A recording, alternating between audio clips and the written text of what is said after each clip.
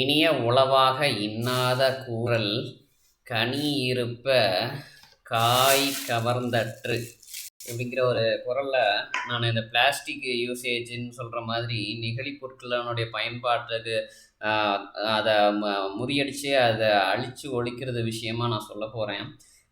அந்த விஷயம் என்னன்னா, நமக்கு இந்த மாதிரியான பாட்டிலில் இருக்கும்போது நம்ம இந்த மாதிரியான ஒரு கவரையோ இல்லை இந்த மாதிரியான ஒரு பாட்டிலையோ பயன்படுத்துறது எதற்காக?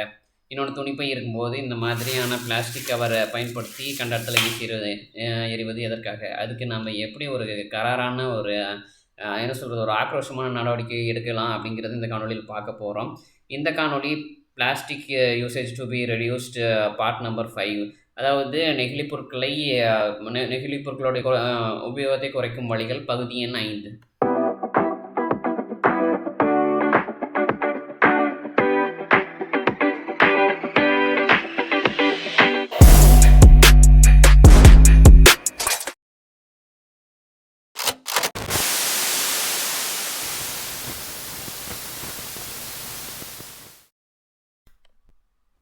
அனைத்து பண்பாட்டு நல்லுள்ளங்களுக்கும் என்னோட இனிய பணிவான நல்வணக்கங்கள். இந்த காணொலியில் நாங்கள் கூட பகிர்ந்து கொள்ள போகிற ஒரு அத்தியாவசியமான ஒரு விஷயம், கட்டாயமாக நம்ம ஒவ்வொருவரும் இந்த என்ன சொல்கிறதுனா, இந்த ஒரு விஷயத்துக்கு இந்த நெகிழி பொருட்கள்னு சொல்கிற மாதிரி பிளாஸ்டிக் பைன்னு சொல்கிறாங்க பொதுவாக, அந்த பிளாஸ்டிக்கை நம்ம அழிக்கிறதுக்கு நம்ம நடவடிக்கைகள் நம்ம மேற்கொண்டு தான் ஆகணும். இது இப்போ இத்தனை நாளாக என்னாச்சுன்னா, ஒரு நேர்மறையாக ஒரு பணிவாக ஒரு என்ன சொல்கிறது, ஒரு கொடுக்கமாக நம்ம அதை கேட்டுக்கிட்டு இருந்தோம். இதெல்லாம் பிளாஸ்டிக் பொருட்களை உபயோகப்படுத்தாதீங்க அப்படின்லாம் சொல்லி. ஆனாலும் என்ன பண்ணுறாங்கன்னா, மக்கள் பிளாஸ்டிக் பைகளை மறுபடியும் திரும்ப வாங்கிட்டு தான் இருக்கிறாங்க. இன்னமுமே ஹோட்டல்களில், உணவகங்கள், அப்புறம் என்ன சொல்கிறதுனா இந்த சூப்பர் மார்க்கெட்டு அது இதுன்னு நம்ம குறிப்பாக அந்த சரவணா ஸ்டோர்ஸ் மாதிரியான ஒரு பெரிய ஷாப்பிங் காம்ப்ளெக்ஸ், இந்த மாதிரி சொல்லக்கூடிய இடங்கள்ல இன்னுமே அந்த நெகிழி பைகளை கொடுத்துக்கிட்டு தான் இருக்கிறாங்க. அது இப்போ தான் எனக்கு தெரிஞ்ச ஒரு படிப்படியாக குறைய ஆரம்பிச்சது. குறைஞ்சது என்னென்னா, ஏதோ 1, 2 உணவகங்களில் அப்புறம் கடைகளில் மட்டும்தான் வந்திருக்குது. எல்லா கடைகளிலும் இன்னும் வரல. அதனால் நம்ம என்ன பண்ணணுன்னா, இதுக்கு எதிராக ஒரு கராரான நடவடிக்கைகள் நம்ம எடுத்தாகணும். அதாவது நீங்கள் எப்படின்னா, இந்த மாதிரியான நெகிழி பை இருக்குது பார்த்தீங்களா, தூக்கி வீசி எறிஞ்சால் இதை என்ன பண்ணணும், ஒரு முறை பயன்படுத்திட்டு தூக்கி வீசிடுறாங்க பார்த்தீங்களா, காற்றுல பறக்க விட்றாங்க பார்த்தீங்களா, இதே பைகளை என்ன பண்ணணும்னா எடுத்துகிட்டு கொண்டு போய் அதை நல்லா தண்ணி ஊற்றி கழுவி அதை மறுபடியும் சுத்தம் பண்ணி அதை நல்லா காய வச்சு என்ன பண்ணுங்கன்னா, திரும்ப கடைகளில் கொண்டு போய் அதை விற்பனை பண்ணிடுங்கன்னு நான் சொல்கிறேன். கடையில் கொடுத்து அதே பைகளை அந்த பைகளை என்ன பண்ணணும்னா, இந்த புதுசாக தயார் பண்ணி கொண்டு வராங்க பார்த்தீங்களா, அந்த பிளாஸ்டிக் பைன்னு சொல்கிறது, அந்த பைகளுக்கு ஒரு போட்டியாக இந்த பைகளை விற்பனை பண்ணுங்கள். அப்படி பண்ணினா என்ன ஆகும்னா, கண்டிப்பாக மக்கள் புரிஞ்சுக்குவாங்க. இப்போ ஒரு உதாரணத்துக்கு நான் சொல்கிறேன். எங்கேயாவது ஏதாவது ஒரு டீ கடையில் ஒரு பிளாஸ்டிக் கவரில் பார்சல் டீ வாங்கிட்டு போகிறாங்கன்னு வச்சுக்கோங்களேன். அந்த பார்சல் டீ வாங்கிட்டு போகிற அந்த கவரை நீங்கள் மறுபடியும் எடுத்து வாஷ் பண்ணுங்கள். நல்லா தண்ணி ஊற்றி வாஷ் பண்ணிவிட்டு அதே கவரை நல்லா என்ன சொல்கிறதுனா, ஒரு புது கவர் எப்படி தான் இருந்தால் எப்படி இருக்குமோ அந்த கவர் மாதிரி ஆக்கி கொண்டு போய் கடைகளில் மறுபடியும் அவனுக்கே கொடுத்துருங்க. அது வியாபாரம் பண்ணுற மாதிரி. இதனால் என்ன ஆகுனா, நம்ம பிளாஸ்டிக் கவரை திரும்பவும் தயார் பண்ண வேண்டிய ஒரு கட்டாயம் இருக்காது. அடுத்தபடியாக நம்ம அரசாங்கத்துக்கு தெரியாமல் அந்த பிளாஸ்டிக் பைகளை, நெகிழி பைகளை தயார் பண்ணி கொண்டு வந்து விற்கிறவனுக்கு ஒரு போட்டியாக இருக்கும். ஏன்னா அவனதும் வாங்குவாங்க, இவங்களதும் வாங்குவாங்க. அப்புறம் என்ன ஆகும்னா, அவனுக்கு ஒரு தொழில் அடிபடும் போது கண்டிப்பாக அவன் பிளாஸ்டிக் பையை தயாரிக்கிறது நிறுத்திடுவான். இன்னொன்று, பிளாஸ்டிக் பை நம்ம என்ன பண்ணிகிட்ருக்கோன்னா, மக்கள் பயன்பாட்டில் எதுக்காக பொதுவாக அந்த பிளாஸ்டிக் கவர் பெரிய அளவில் பயன்படுத்துகிறாங்கன்னு பார்த்துட்டோம்னா, ஏதாவது ஒரு பேப்பரை எழுதுகிறாங்க அப்படின்னா மழையில் நனையாத மாதிரி ஒரு மடித்து வைக்கிறதுக்கு ஒரு இதை வாங்கி பயன்படுத்துகிறாங்க.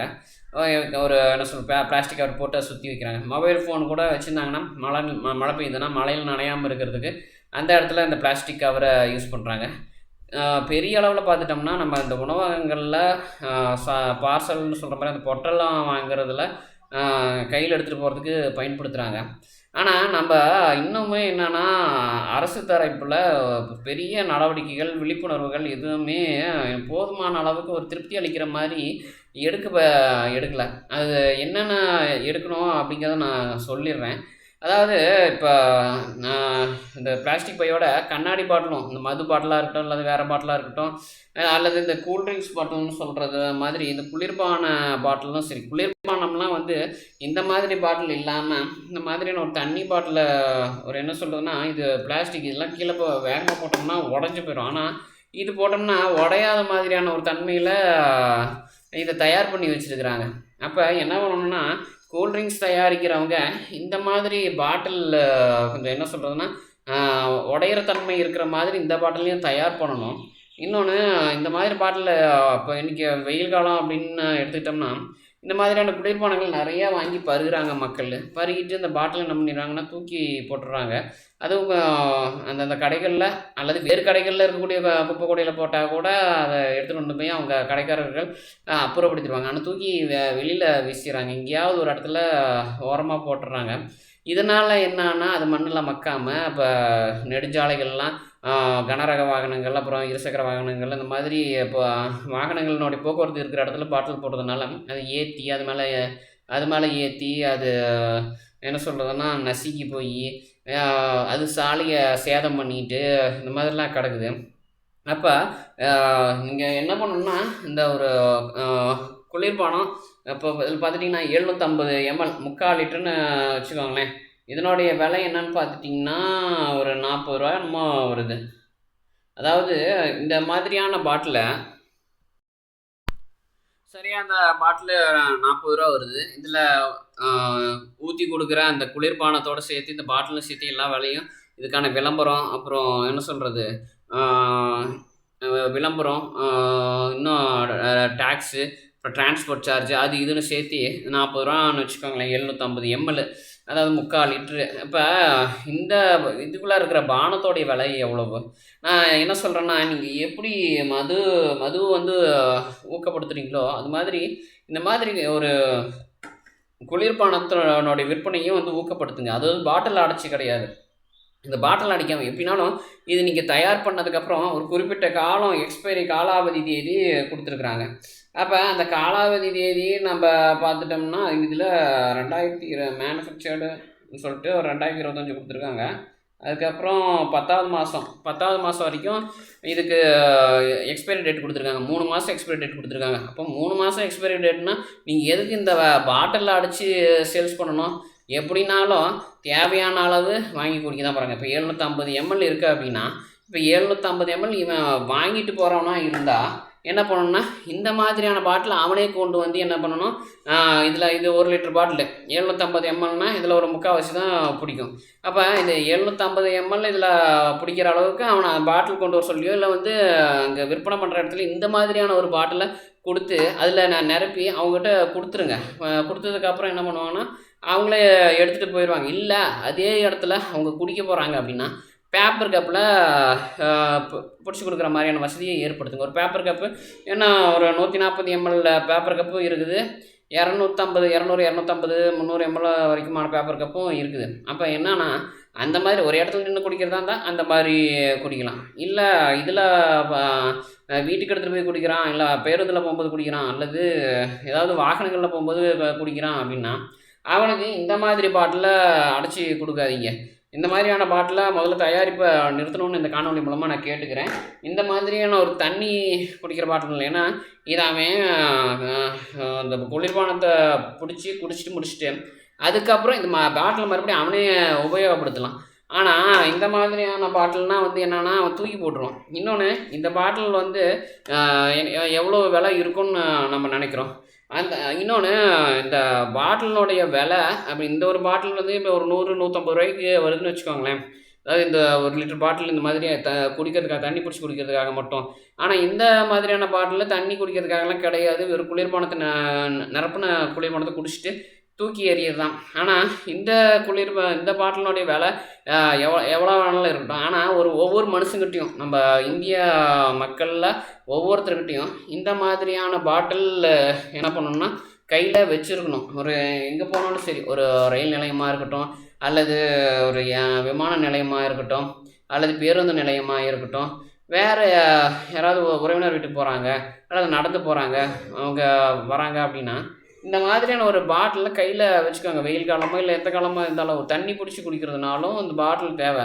அப்போ என்னென்னா நிறையா பேர் ஒரு காட்டுவாசிகளாகவே இன்னும் இருக்கிறாங்க. ஒரு இடத்துல தண்ணி குடிக்கிறதுக்கு இது இருக்குன்னா, ஒரு குழாய் இருக்குது, டேப் இருக்குன்னா, அதை திறந்து கை வச்சு இப்படி குடிச்சிட்டு அப்புறம் என்ன பண்ணிடுறாங்கன்னா, அந்த குழாயும் அடைக்கிறதில்ல, கையில் வச்சு குடிச்சது அப்படியே என்ன சொல்கிறது, அது ஒரு சுகாதாரமாக இல்லாததையும் வந்து புரிஞ்சுக்காம அவங்க பாட்டுக்கு அந்த தாகம் அடைஞ்சிச்சு அப்படின்னு நினச்சிட்டு போயிடுறாங்க. அந்த நிலமெல்லாம் நம்ம மாற்றி ஆகணும். நம்ம குழந்தையிலேருந்து ஒரு பள்ளிக்கூடத்துலேருந்து நம்ம என்ன பண்ணணும்னா, பள்ளிக்கூட பசங்களை இந்த மாதிரியான பாட்டிலு கையிலேயே வச்சுக்க சொல்லணும். அந்த கையிலேயே வச்சுக்க சொல்லிட்டு அவங்களுக்கு நம்ம பழக்கப்படுத்தணும். என்னென்னா, இப்போ ஒரு உதாரணத்துக்கு அவங்க ஒரு கடைக்கு போகிறாங்க அப்படின்னா, அங்கே ஒரு குளிர்பானம் வாங்கணும்னு குடிக்கணும்னு ஆசையாக இருக்குது. ஒரு பன்னீர் சோடா, இல்லைன்னா ஒரு கோடி சோடா, இல்லை ஒரு குளிர்பானம் பெப்சி, இல்லை கொக்கோ கோலா, மிரிண்டா, அப்படி இல்லைன்னா பழச்சாறாகவே கூட இருக்கட்டுமே. ஆப்பிள் பழச்சாறாக இருக்கட்டும், இல்லை சீத்தாப்பழம், ஆரஞ்சு, அன்னாசி, இந்த மாதிரி எலுமிச்சை, இந்த மாதிரி ஏதோ அண்ணாலும் இருக்கட்டுங்களேன்.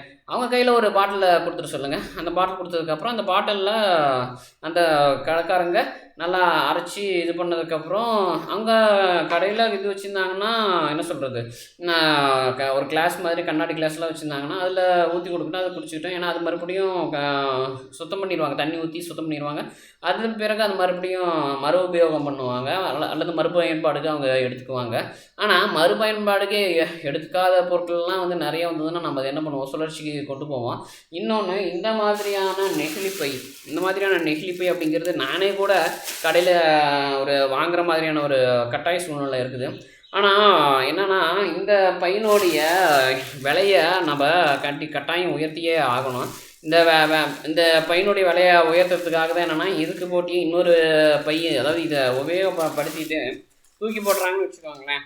இந்த ஒரு உதாரணத்துக்கு இதில் ஏதாவது ஒரு காப்பி தூள், ஒரு டீ கடையில் ஒரு காப்பி தூள், இல்லை அங்கே சமைச்ச இதனுடைய காய்கறி அதெல்லாம் கலந்து போடுறான்னு வச்சுக்கோங்களேன். இதை நீங்கள் அதிலேருந்து கொட்டி நல்லா சுத்தம் பண்ணி இதை கவர் கிழிஞ்சிருக்கா இல்லையானலாம் பார்த்துட்டு, அந்த கவர் கிழியல அப்படின்னோடனே அதை எடுத்துருங்க. எடுத்துகிட்டு வந்து என்ன பண்ணுங்கன்னா, நீங்களே அதை சுத்தம் பண்ணி அது மறுபடியும் கடைகளுக்கு கொண்டு போங்கன்னு நான் சொல்கிறேன். இதனால் என்ன ஆகும்னா, வேலை வாய்ப்பு அதிகமாகும். என்னடா இது ஒரு விஷயமாடா, இது வந்து என்ன சொல்கிறது, ஒரு கவரு ரூ. 1 2 ரூபாய்க்கு கிடைக்குது, அதை வாங்கி போட்டுட்டு போகிறத விட்டுவிட்டு இதை அவனை கழுவி சுத்தம் பண்ணி எடுத்து வச்சுட்டு இருக்கணுமா அப்படின்லாம் வந்து நீங்கள் சொல்லலாம். சில பேர்லாம் கண்டிப்பாக கருத்துக்கள் வரும். அவங்களுக்கு நான் சொல்லிக்கிறது என்னென்னா, இந்த கவர்லாம் அப்படியே விட்டுட்டோம்னா, இதை நம்ம அப்படியே விட்டு திரும்ப புது கவர்லாம் நம்ம உற்பத்தி பண்ணணும் அப்படின்னா என்ன ஆகும்னா, புதுசாக வந்துட்டுருக்கோம். திரும்ப நமக்கு பிளாஸ்டிக்னுடைய எண்ணிக்கை டன் கணக்கில் குப்பைகளில் போய் சேர்ந்துக்கிட்டே இருக்கும். நம்ம திரும்ப இன்னொரு பக்கம் வந்து உற்பத்தி பண்ணிகிட்ருப்போம். உற்பத்தியாளர்கள் என்ன பண்ணுவாங்கன்னா, அரசுக்கு தெரியாமல் அவங்களுடைய இஷ்டத்துக்கு இது விற்பனை பண்ணி விநியோகம் பண்ணிட்டு தள்ளிகிட்டே கிடப்பாங்க. அப்போ எங்கள் நாமக்கல்லில் மருவர்பட்டி அப்படிங்கிற ஊரில் கிராமத்தில் இந்த பிளாஸ்டிக் பை தயாரிக்கிற ஒரு இடம் இருக்குது. ஆனால் எங்கேன்னு எனக்கு சரியாக தெரியல. ஒரு முறை வேலை விஷயமா நான் நாமக்கல் டவுனில், அதாவது ராமாபுரம் புதூர் அப்படிங்கிற ஒரு ஊர் பகுதியில் ஒரு என்ன சொல்கிறது, அந்த ஒரு விளம்பர இதை பார்த்துட்டு, நோட்டீஸை பார்த்துட்டு நம்பர் எடுத்து கால் பண்ணி பேசும்போது அவங்க சொன்னாங்க, இந்த மாதிரி பிளாஸ்டிக் பையெல்லாம் தயாரிக்கிற ஒரு இடம் அங்கே தான் வந்து வேலை இருக்குது அப்படின்னு சொன்னாங்க. நான் அதுக்கப்புறம் அங்கே போகிறதுக்கு விருப்பம் இல்லாமல் வேறு பக்கம் வேலைக்கு போயிட்டேன். இதனால் என்னாச்சுன்னா, அவங்க அந்த மாதிரி பிளாஸ்டிக் தயாரிக்கிறவங்க எங்கேயோ ஒரு கிராமத்துக்குள்ளார எங்கேயாவது ஒரு இடத்துல ஒழிஞ்சிட்டு என்ன பண்ணிகிட்டு இருப்பாங்கன்னா, இதை தொடர்ந்து தயார் பண்ணிக்கிட்டே தான் இருப்பாங்க. அவங்களுடைய உற்பத்தி நமக்கு கிடைக்கல. இப்போ அவன் வந்து ஒரு ரூபாய்க்கு விற்கிறான்னு வச்சுக்கோங்களேன் இந்த பையன். அந்த ரூபாய்க்கு பதிலாக நாம் என்ன பண்ணணும், ஒரு 10 பைசா அல்லது 25 பைசா, 20 பைசா, அல்லது ஒரு 50 பைசான்னு வச்சுக்கோங்களேன். ஒரு கவர், இந்த சுத்தம் பண்ண கவரை ஒரு 50 பைசாவுக்கு நம்ம விற்பனை பண்ணுறோன்னு வச்சுக்கோங்களேன். இது என்ன ஆகும்னு பார்த்துட்டிங்கன்னா, இந்த கவரை தங்களுடைய பயன்பாட்டுக்காக வாங்கிட்டு போகிறவங்களாம் என்ன பண்ணுவாங்கன்னா, இந்த வேலையில் நல்ல தொழிலில் ஈடுபடுவாங்க. அப்போ என்ன ஆகும்னா, இந்த கவரு நம்ம குப்பைக்கு போகிறது நிற்கும். இன்னொன்று, இது திரும்ப சுத்தமாகி கடைகளுக்கு போகும். இல்லைன்னா திரும்பவும் பயன்பாட்டுக்கு வரும். இப்படி பயன்பாட்டுக்கு வரும்போது என்ன ஆகும்னா, புதியதாக உருவாக்கப்பட்ட அல்லது தயாரிக்கப்பட்ட இந்த பிளாஸ்டிக் கவர்னு சொல்கிற மாதிரி நெகிழி பையானது கண்டிப்பாக புது பை வந்து இதுக்கு வர்றதுக்கு கண்டிப்பாக ஒரு குறைபாடு ஏற்படும் அதில். அப்போ அதில் குறைபாடு ஏற்பட்டுச்சு அல்லது அதில் ஒரு தடை ஏற்பட்டுச்சு அப்படின்னா நாம் என்ன பண்ணலாம் அப்படின்னா அந்த இடத்துல துணிப்பைகளை கொண்டு போகலாம். இப்போ ஒரு உதாரணத்துக்கு இந்த அளவு, அதாவது ஒவ்வொரு அளவுலையும் நம்ம இந்த நெகிழிப்பை எப்படி இருக்குதோ அதே அளவில் துணிப்பைகளும் கொண்டு வரணும்.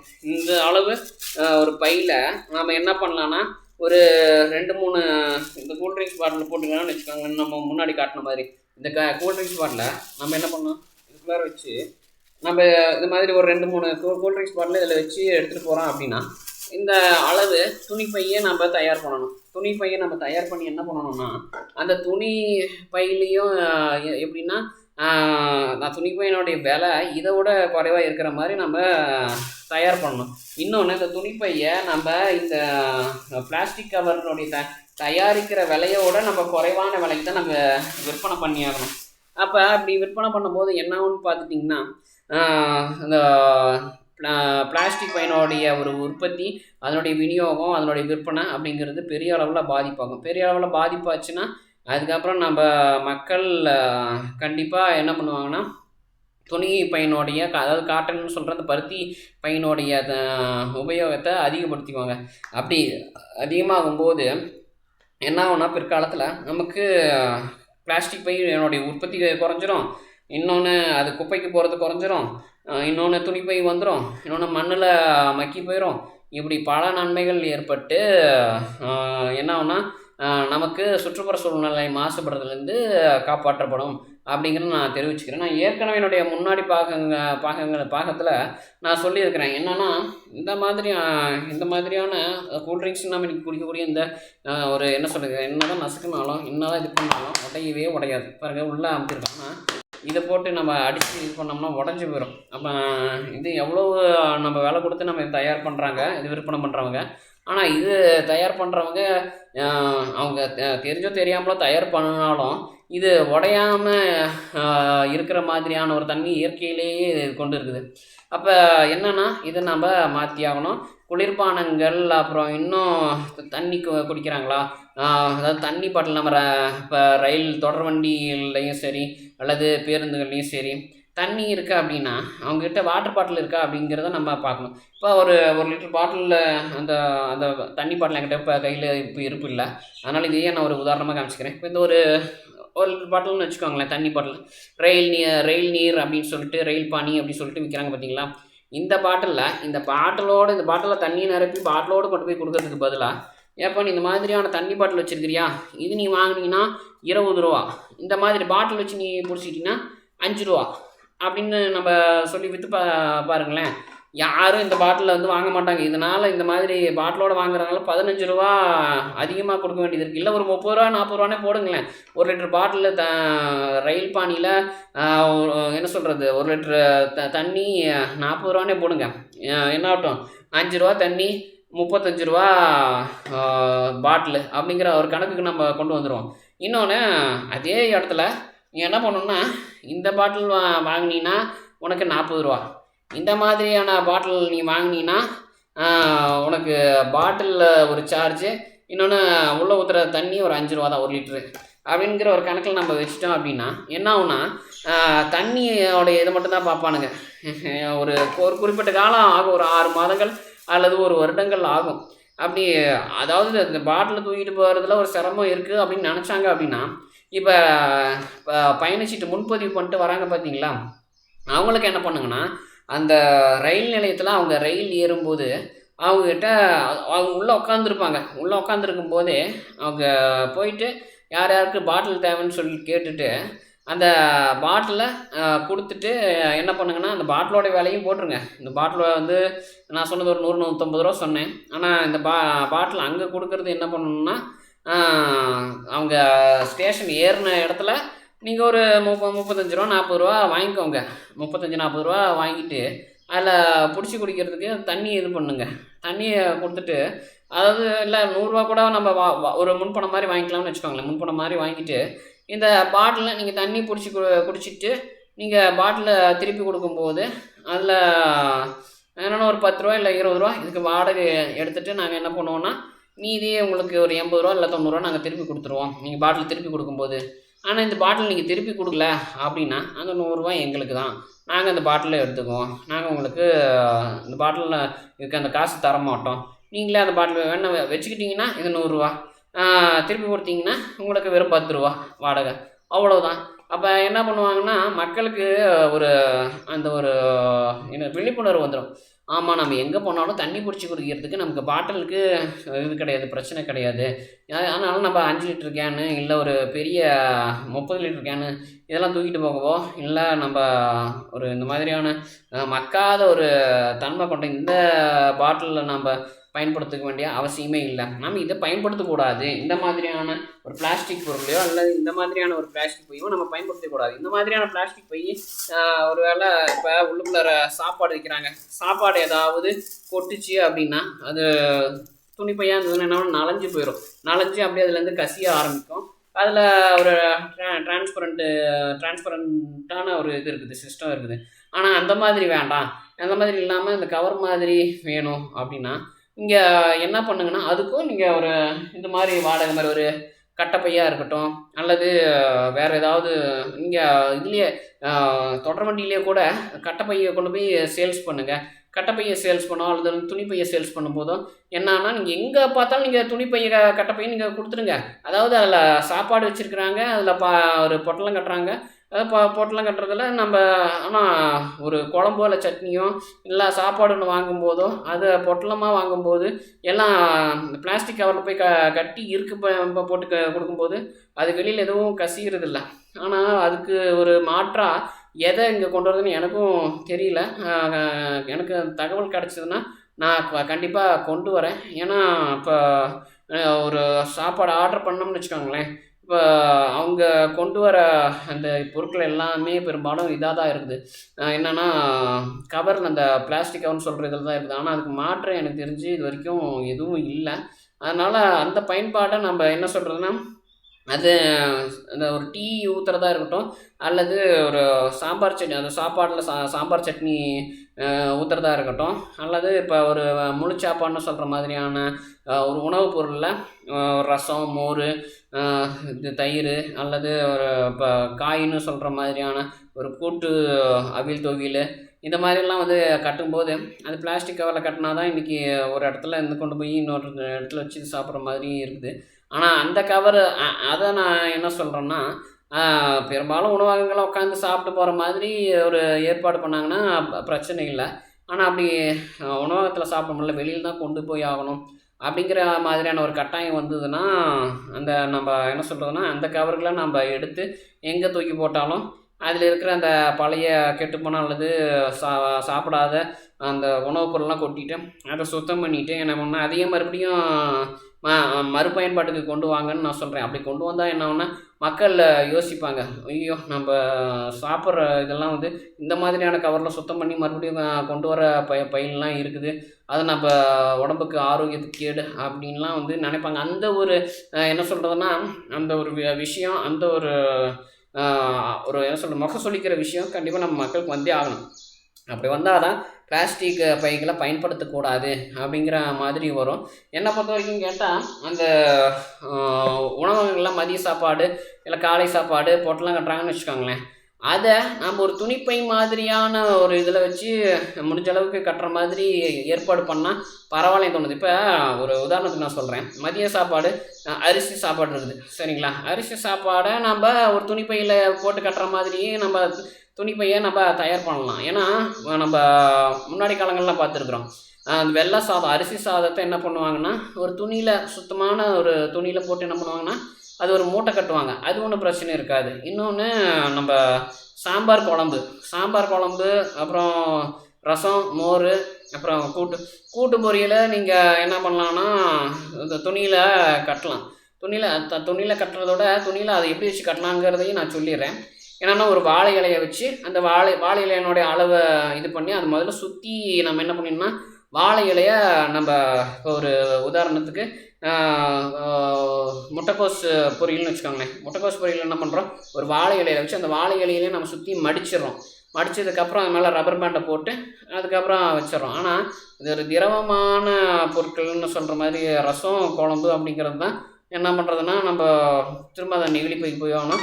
நெகிழிப்பையை நம்ம இந்தந்த வழிகளில் தான் நம்ம என்ன பண்ணலான்னா பயன்படுத்தி ஆகணும். அதனால் வாழை இலையை பயன்படுத்துகிற வரைக்கும் அதிகமாக பயன்படுத்துகிற அளவுக்கு நமக்கு பிரச்சனை இல்லை. ஆனால் நம்ம நெகிழிப்பைக்கு போயிட்டோம்னா அது குப்பையாக போகும். வாழை இலை மாதிரி மண்ணில் மக்காது. அது திரும்ப நம்ம குப்பையாக தான் எடுத்தாகணும். இதுக்கு நம்ம மாற்றுங்கிறத நான் இன்னும் என்னுடைய தரப்பில் கொஞ்சம் நான் நிறைய ஆய்வு பண்ணி பார்க்குறேன். தகவல் கிடைக்கும்போது நான் உங்களுக்கு நான் தெரியப்படுத்திடுறேன். அதனால் இந்த காணொலியில் நான் சொல்லியிருக்கிற விஷயத்த ஒரு கட்டாயம் அமல்படுத்தணும் அப்படிங்கிறத நான் இதில் ஒரு உறுதியாக நான் உங்கள்கிட்ட தெரியப்படுத்திக்கிறேன். ஏன்னா கட்டாயப்படுத்தினா என்னன்னா கண்டிப்பாக மக்கள் மத்தியில் நல்ல வரவேற்பு பெறும். மக்களுக்குமே இந்த என்ன சொல்கிறது, பிளாஸ்டிக் பொருட்கள்னால ஏகப்பட்ட இதுதான் தலைவலி தான், அவங்களுக்கும் அந்த அசௌகரியமான சூழ்நிலை தான். அதை நம்ம மாற்றி ஆகணும்னு நான் இந்த காணொலியில் நான் முடிச்சுக்கிறேன். என்னுடைய இந்த காணொலி இப்போ பிடிச்சிருந்ததுன்னா லைக் பண்ணுங்கள், கமெண்ட் பண்ணுங்கள், ஷேர் பண்ணுங்கள். மறக்காமல் யார் யாருக்கெல்லாம் அனுப்புனா ஒரு விழிப்புணர்வு ஏற்படும்னு தோணுதோ நீங்கள் அவங்களுக்கு அனுப்பிட்டு இதை பார்க்க சொல்லுங்கள். கண்டிப்பாக ஒரு நல்ல ஒரு மாற்றம் ஏற்படும். ஏதாவது ஒரு சின்ன மாற்றம் ஏற்பட்டுச்சுன்னா கூட எனக்கு அடுத்தடுத்த ஒரு தகவல்களை சேகரிக்கிறதுக்கு இன்னும் ஒரு புதிய ஒரு சூழ்நிலை ஏற்படும். அந்த புதிய சூழ்நிலையில் இன்னும் அடுத்தடுத்த மேம்பாட்டு கருத்துக்களை நான் என்னுடைய காணொலியில் பதிவிடுறதுக்கு இன்னும் சுலபமாக இருக்கும். நன்றி, வணக்கம்.